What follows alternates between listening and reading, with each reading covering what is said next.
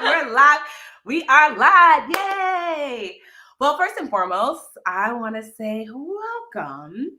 Let us know if you can hear us, if you can see us. We are live, literally every part of the interwebs. We're live on IG. Hey, IG. We're live on YouTube. Hey, YouTube. We're live on Facebook. Hey, Facebook. So I am Tiffany the Budgetnista, and I'm Catherine Wilson.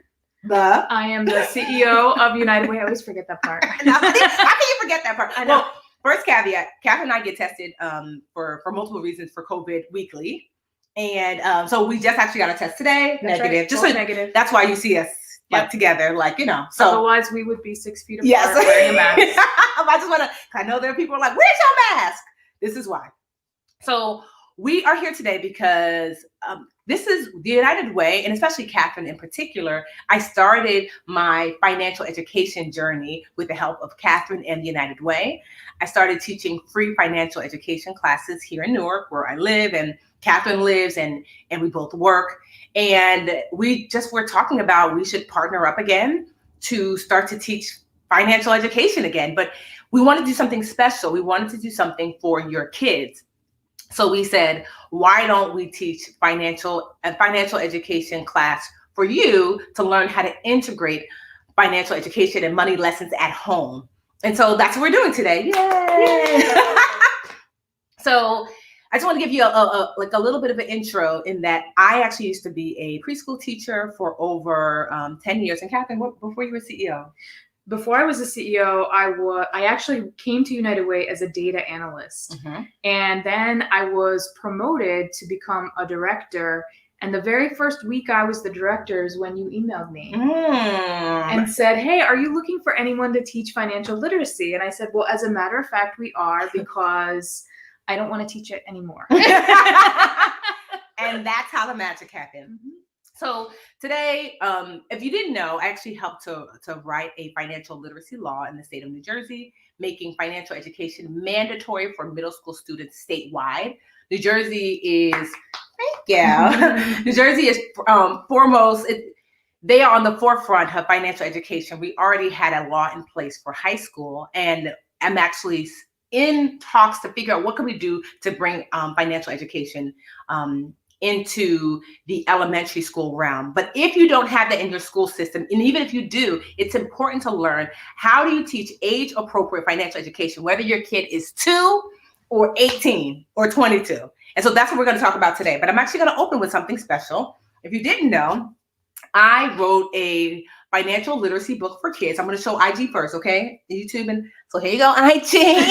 Okay. Here you go, YouTube and Facebook.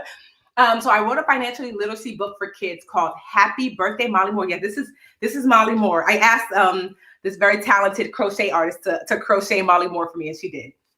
And so this is a book that I wanted to answer the question of how do you integrate financial education in a way that's age appropriate and fun for your little one. This book ideally is for kids ages, I would say 3 to 7, but you certainly can go older and you certainly can go younger. And if you're interested in getting the book, it's available at mollymoore.com. I'm actually going to read it to you, and then we're going to talk about ways to integrate financial education into your home. So if you have not shared this video, hit share. If you have not tagged someone, tag someone. I've partnered with the United Way of Greater Newark and the CEO, Catherine Wilson, to really just have this free class for parents, aunties, uncles, whomever, to learn about financial education. Y'all ready? Let's start with the book. Happy Birthday, Molly Moore. I'm doing my I feel like I'm bringing back my old preschool acumen. All right. Happy birthday, Molly Moore. I know it's a little hard to say, but you just gonna have to trust me. The illustrations are amazing. All right. So here is the character page. That is Molly. That is Winnie, her best friend, who's a bunny, her mom, her dad, and her little brother. All right. Molly Moore has hair like a cloud. Molly is fun, strong, smart, and proud.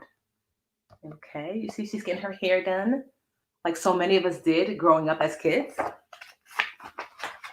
It's Molly's birthday and she's excited. Her friends and family are all invited. Her guests want her to be jolly. Can you guess what they bring Molly? All right. So this is Molly in her room. She's excited about her birthday.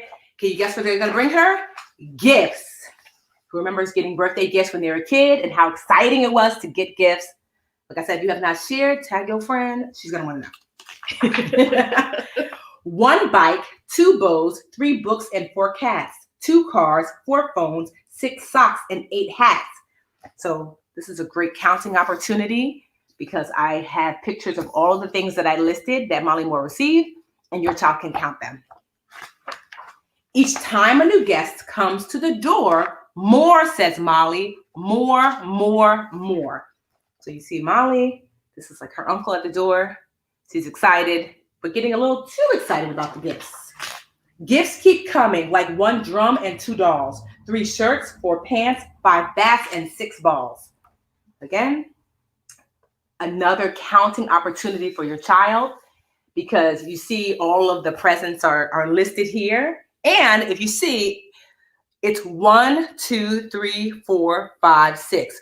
1 drum, 2 dolls, 3 shirts, and 4 pants, 5 bats, and 6 balls. Like, right? So gifts keep coming.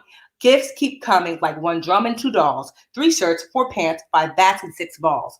But I intentionally did 1, 2, 3, 4 to help your child count. Each time a new guest comes to the door, more, says Molly, more, more, more. In this picture, you see that Molly's attention has gone from her family and friends, and now she's more interested in the present. She's reaching out for a present, and her auntie and her cousin look sad as a result. 4 dogs, 3 chairs, 2 boats, and 1 broom. So many gifts, there is no more room. So you see Molly enjoying herself in her little chair. And so this is an opportunity to ask your child how you think Molly feels.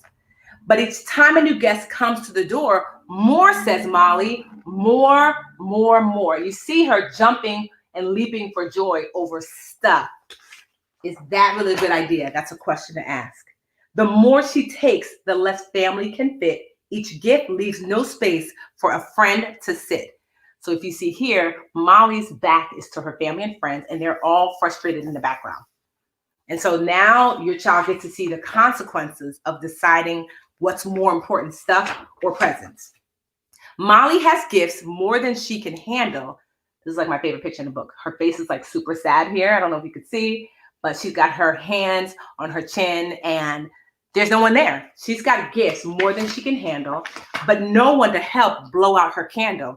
So now your child gets to see the consequences for putting more value on stuff than on family and friends. She's here to blow out her candle and no one's here with her. This time when her guests come to the door, more, says Molly, more, more, more. So all of a sudden the word more means something different. Right? So she's running eagerly to the door. Let's see how she's going to behave differently. More family, more friends, more hugs and more kisses, more laughter, more sunshine, and more birthday wishes. So you see Molly's focus, she's refocused what's important to family and friends and hugs and kisses and not the stuff that she's getting. So Molly gives some of her presents away to help others smile when it's their birthday. This is a good opportunity to talk about donating. We're going to talk about donating later through the United Way. Donation is an amazing opportunity to show your kids what it means to be a good steward of their finances. Having more stuff is not always the best. Sometimes more stuff really means you have less. So you see this is the local community center. And donating is a family affair. Her mom, her dad, her little brother are all there donating. So it's just a great opportunity to teach that to your child. Giving can mean more, and so can sharing. What will you do to show that you're caring? You see Molly at the daycare center. All the children are enjoying some of her toys. So at the end of the book, because like I said, I'm like the teacher, I have a letter to parents because I think it's important and this is a lesson in how do you integrate financial education at home. There are books out there that can help you. So there's a letter to parents, but I used to be a teacher, have my master's in education. So I created an extend the lesson question page as well as extend the lesson activities, right? And then you can also get some free downloads. If you go to Molly Moore, MALI, mollymore.com, MALIMORE, can someone type that in the comments for me? MALIMORE. you can get yourself a copy of Happy Birthday, Molly Moore. It comes with a super cute bookmark. But also, too, it comes with the opportunity to teach financial education in a way that's age appropriate for your little one. So now now that we've read the book, let's get to talking, Catherine, about like, what does it look like to integrate financial education at home? Well, let's take a step back for a minute. Why, part of our work at United Way and our mission is really to disrupt the cycle of poverty for children and their families. And so why is integrating financial education at home helpful? Like, how does that help interrupt that sort of generational poverty? So studies have shown that children that learn age-appropriate financial education at home grow up to be more financially responsible adults. So I am a product of learning financial education at home in a way that was appropriate, in a way that was positive. I am one of 5 girls, and my mom and dad made it a habit to make financial education part of our normal conversation, and did it without the fear. So it's not, we don't have it, what are we going to do? It was more matter of fact and solution based. So as a result, I didn't grow up with those fears, because children are taught how they feel about certain things. But you don't come out of the womb feeling a certain way about money. Right. So if fear about money has been integrated into your life at 2, at 3, at 4, it's very hard to shake that at 30. Yep. So if you can get your 3-year-old, your 4-year-old, your 10-year-old to be like, hey, I know how to save, and hey, I'm not afraid about money, then you have a 30-year-old or 40-year-old that gets to take those good behaviors with them into the future. And so that's why it's important, because children who learn age-appropriate financial education turn out to be adults who are better with their money, and then we all win overall as a society. So it's just awesome, and we all know that that is absolutely true. So confession, what you all don't know is that when Tiffany came to United Way, I said to her, I need you to teach me this, because I did not learn it. And I had a lot of student loan debt. Yes, I remember. And I actually was in the negative every month, right? And I learned really quickly, really good financial habits. Yeah. Right now, we're in the middle of a global pandemic. We know that we are in a recession. We could be heading towards an even further recession. And so how do parents sort of do this at home with their child? Like, first of all, as you said, like, we don't want to scare our kids, right? Like, so how do we make sure that this is positive, and then, make sure that it's also age appropriate? So, well, one, you have to think about your child from different stages, right? So you don't want to, the way you would teach your 18-year-old is not the way you would teach your preschooler. So if it's your preschooler, because, Miss Lesson Plan Tiffany, if it was your preschooler, you want to start with what I call pre-financial education lessons. One of the reasons why there's so much counting in Happy Birthday, Molly Moore, is because it is a place, like, that is the beginning of financial education, right? Counting, even keeping rhythm. So before a child counts, they can clap. And if you can clap, you can keep a beat. And if you can keep a beat, you can say 1, 2, 3. And if you can say 1, 2, 3, you can say 1 plus 1. And if you can do 1 plus 1, you can start to learn about money. Do you see? These are you have a 2-year-old that can clap, you're teaching pre-financial education lessons. You've got a 3-year-old that can count, you're teaching pre-financial education lessons. Another thing that you can do for your little one, financial education is not just, this is $1. It's also about service. It's also about sharing. Are you sharing with your sister? Are we going to give to the man that we saw yesterday that needed help?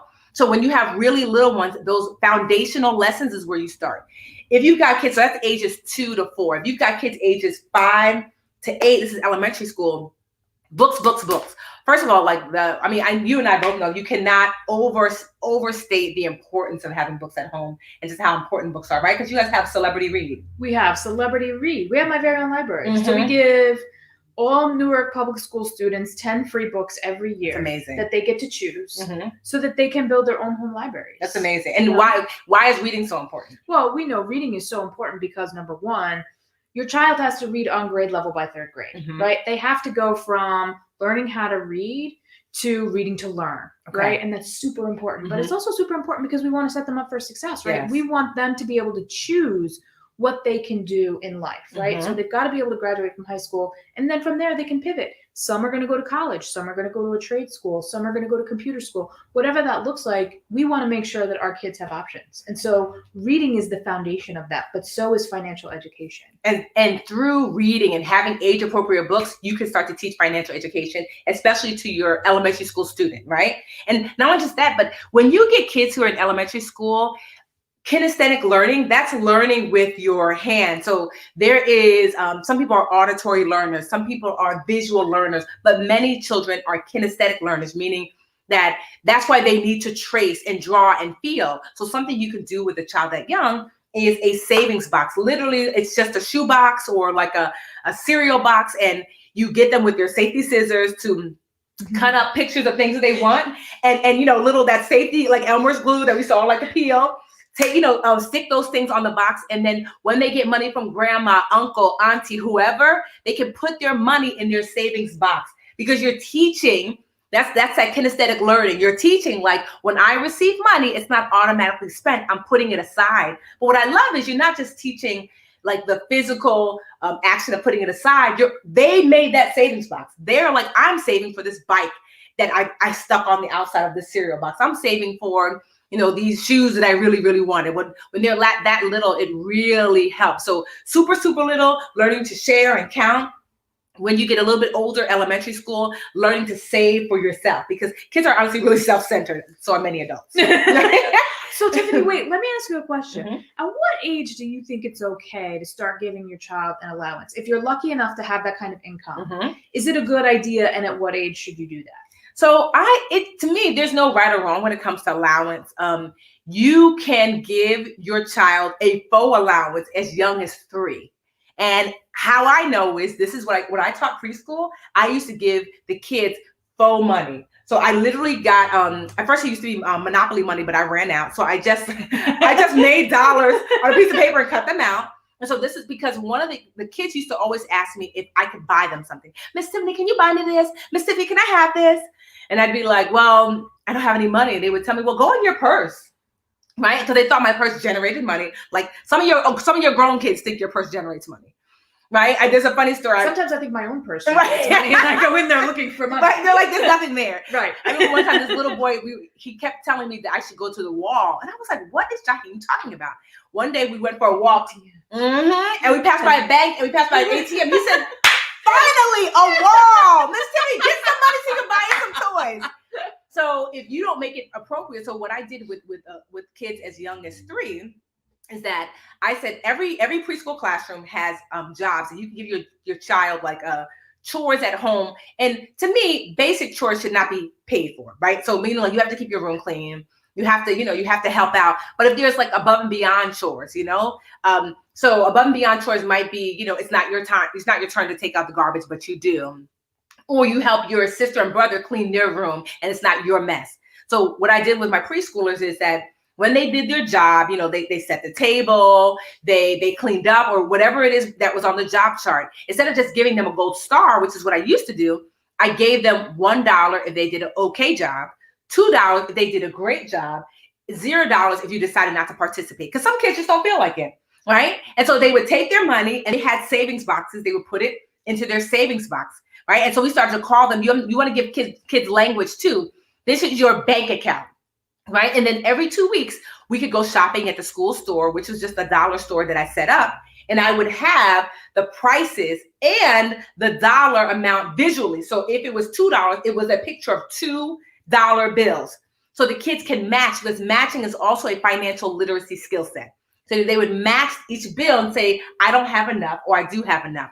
So that can happen as young as 3, but you can start giving real money when kids, I say, are probably in middle school, because I used to do this with Supergirl, my stepdaughter, is that we would go somewhere and her dad used to just buy her whatever. And I told him, we're not teaching her the best use of the money she's getting. Let's give her the language and the responsibility. And so I started to give her the word budget. We would go somewhere and she's like, oh, I want a thing. And I'd say, well, what's your budget? And she would ask, what does that mean? I said, well, how much do you have available to spend? And she'd say, I don't know.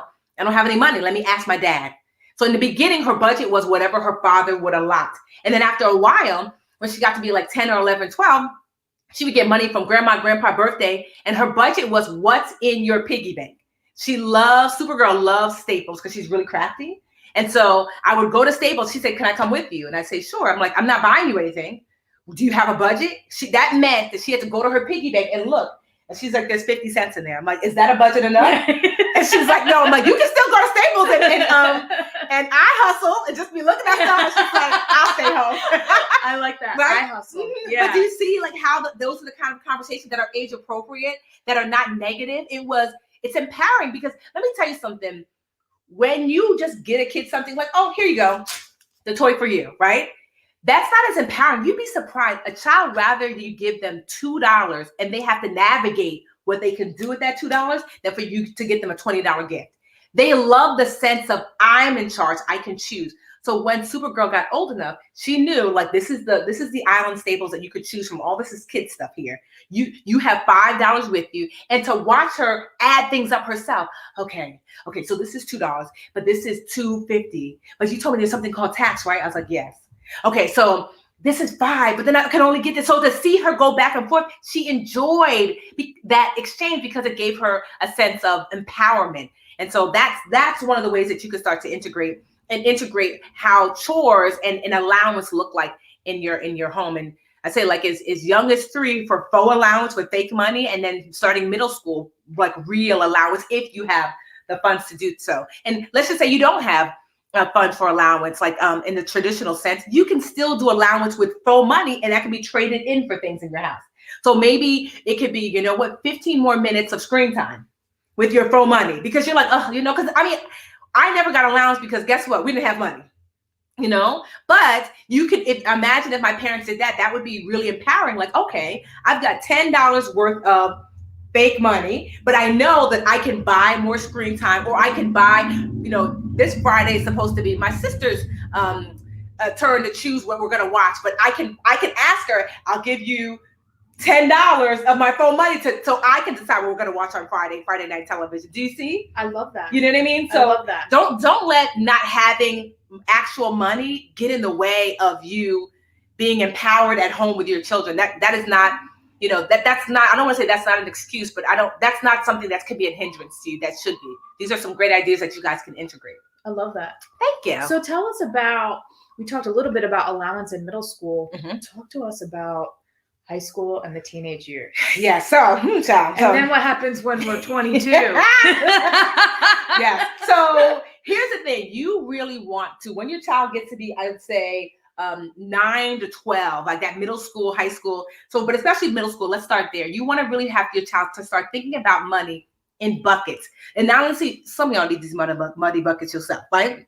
So this is what a money bucket is. So once Supergirl got to a certain age, it wasn't just putting my money into the savings jar that she had. I taught her that money has to be separated into buckets: 70% spending, 10% giving, 20% saving, right? And so you can switch it up. That's how I had it with her at first.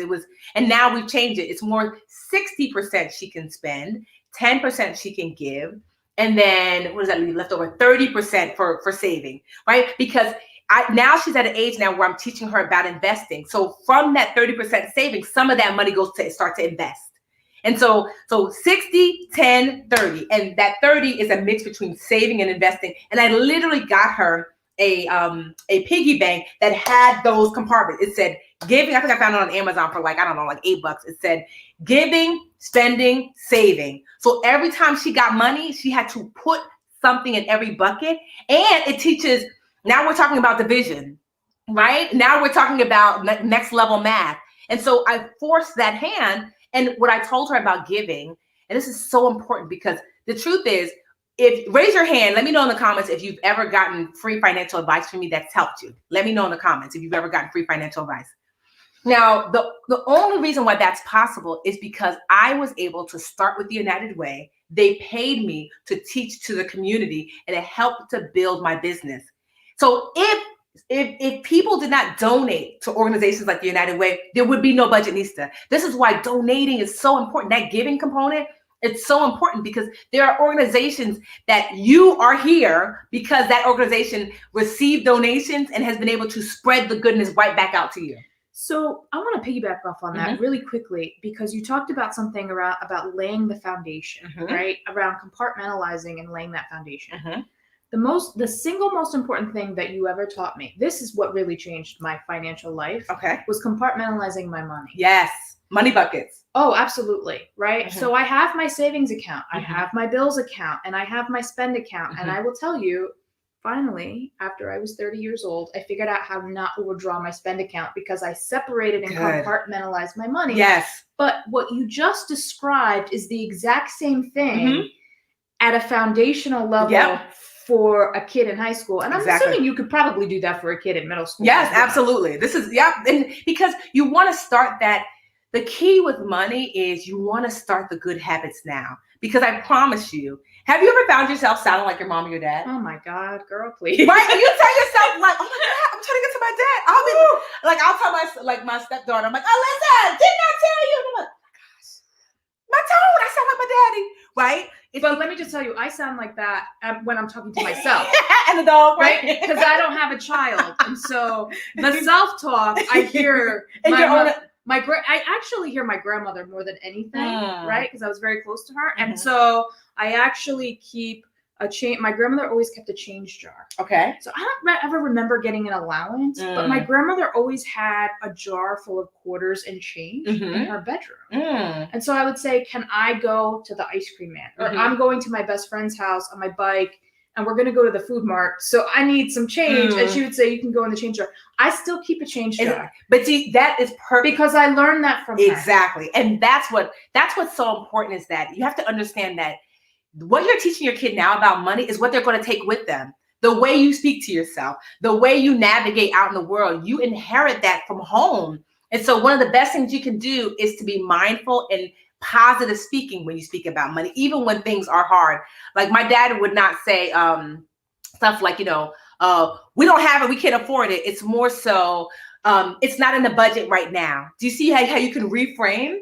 Because you want to make sure that the things that you're telling your child are the positive inflections that they're going to one day tell themselves. Do you have a change jar? Do you, because I told Supergirl, my stepdaughter, what's your budget when we go to Staples? I promise you, she's going to bring that into her future with her when she has children, she decides to have children one day. So that's such a great point. You know, when I'm looking at something like whatever that new shiny thing is, the conversation internally with myself is, Wilson, is that in your budget? Right? It's so important. So I know, here's the thing. It is hard to learn how to do these on your own. And so one of the things is when I was working with the United Way, I created something that I call my literature challenges now. And it's been 5 years. Over 1 million women have done one or more of the challenges online. And so they're totally free. They're free because, again, because of the United Way and the donations that they received, they were able to pay me to then give it away for free to y'all. And so I continue that tradition. And if you as an adult are like, I want to teach my kid about money, but I don't know how. So I have a free literature challenge that's perfect for you. Go get your pen right now. You ready? Someone type this in the comments for your family and friends. L for live, R for richer, C for save. Live richer. LRCsave.com. So Live Richer Challenge for LRC. So LRCsave.com. You should see a link of it here. I think there's a link in the description if you're watching YouTube or Facebook. Type it here on IG, LRCsave.com. So I'm sharing that because I get it. It's very difficult to bring financial education into your household if you feel like you're shaky, but there's no more excuses because this is totally free. It's going to walk you through step by step by step to how to budget and to save. So it's going to give you a great foundation so you can have that conversation at home. I love this. Yes. I love this. I think, to me, I want to end on a note of, raise your hand if you found this to be really useful. Let us know. Just say, yes, this was useful. Thank you so much if this was useful. So this is, well, one, we forgot to talk about what you're doing with the books. Yes. So Catherine is amazing. She is buying how many? So, United Way of Greater Newark. Yes. Not me. She's like, girl, don't tell them that. United Way of Greater Newark.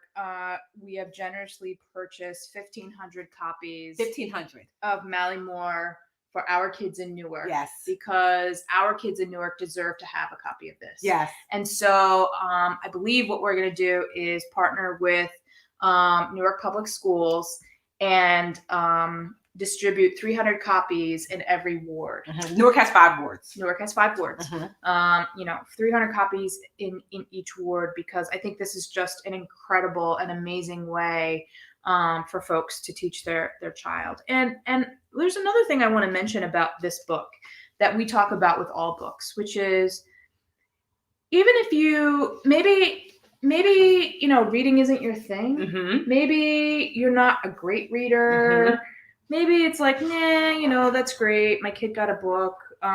The other thing to do is kind of talk through the pictures as well, right? You can see that, she's excited, she's getting gifts, because sometimes we also know that sometimes little kids, they don't want to sit and listen to a book either, right? But they'll look at the pictures. Yes. Right. So wherever you are in your book journey, and we can talk about that another day, this is really important. And we wanted to make sure, as United Way, again, we wanted to make sure, number one, that our kids have access to books, because literacy is so important. And 2, they have access to financial education, which we know is going to set them up for life. So yeah, so I just am so appreciative of that. Absolutely. I was born in Newark, and to work here and to live here and to have my business here, I just love that. I just can't wait for so many kids. There's no accident that Molly has chocolate skin and afro. This is what I looked like when I was little. And I wanted to make sure that kids that look like me when I was little, I didn't see myself on book covers. So it's intentional that if your child doesn't look like this, that's okay. They get to see children that do. And if your child does look like this is awesome, because they rarely get to see themselves. Like, one of the lines in the book is, Molly Moore has hair like a cloud. And a woman wrote me, she said her son's got straight blonde hair. And he was like, Mommy, I want to have hair like a cloud. I love that. And so that's intentional. And so if you're wanting a copy of Happy Birthday, Molly Moore for yourself, it's MALIMORE.com. Could someone type that in the comments? MALIMORE.com. But I wanted to, so it's the best way to teach your child good financial habits is to have them yourself. And as we mentioned earlier, one of the best foundational habits to have is to give. Giving activates abundance. When you give, you are signaling that there is more than enough, that you are giving from an overflow. So we're asking you to overflow right now. Right? It feels like Sunday morning. Okay, we're gonna pass the collection plate. And so here's what we're asking. Like I said, the United Way of Greater Newark helped to create the Budget Nista. If I have helped you save $1, make $10, pay off debt, I don't want anything for myself. If you only have $10, you have to decide between Molly Moore or United Way. Give to United Way. I want you to go to UW Newark for United Way, uwnewark.org/donate. The link should be here if you're watching on YouTube or Facebook. Someone type it in on IG, UW Newark, NEWARK.org/donate. If you can donate $1, $10, $20, because this is an organization that does so much good. When I taught my classes, I think I taught for like 3 years, right? We had hundreds of people come through, people that would never otherwise be able to afford. It was a 6-week course. It was totally free. It came with books. And then on top of that, I brought it online. And I've helped people in Ukraine, in Kenya, in all over the world for free as a result of this particular United Way. And so I just encourage you that if I have poured into you, to pour back into this United Way, because it's like, with Catherine as CEO and at the helm, it was doing good work before, but it's doing even greater work now. So I'm just blessed to have you as a friend. Thank you, friend. Yeah, this was so good. Can you tell we're friends? We're actually friends in real life. We're like real friends. But let me just say too, for those of you who are donating, I just want to say thank you for that. As Tiffany mentioned, donation is huge. And if you don't want to donate to United Way, pick a charity of your choice. Just so everybody knows, right now, United Way is supporting the community during COVID. We're supporting with grants for the purchase of food, mental health services, supporting the homeless during this time. So we sort of pivoted a little bit from, what we would normally give for and trying to support the community during COVID. So, and again, if you need resources for COVID, if you're struggling right now, you can call New Jersey 211. It's a free helpline. They will direct you to the appropriate service or back to us. But just remember, as Tiffany said, every dollar helps. Every dollar helps someone. Yes, I love that. Every dollar helps someone. Yeah. Oh, yay! All right, y'all. We'll see you out here in these Instagram, Twitter, Facebook streets. I hope you guys enjoyed. Bye.